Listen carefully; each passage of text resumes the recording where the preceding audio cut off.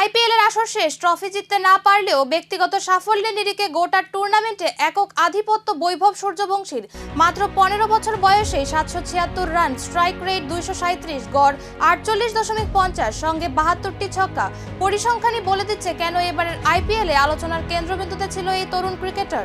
টুর্নামেন্টের সর্বোচ্চ রান সংগ্রাহক হিসাবে জিতেছেন অরেঞ্জ ক্যাপ, হয়েছেন সবচেয়ে মূল্যবান ক্রিকেটার বা এমভিপি, পাশাপাশি সর্বোচ্চ স্ট্রাইক রেট এবং সর্বাধিক ছক্কার পুরস্কারও উঠেছে তার ঝুলিতে।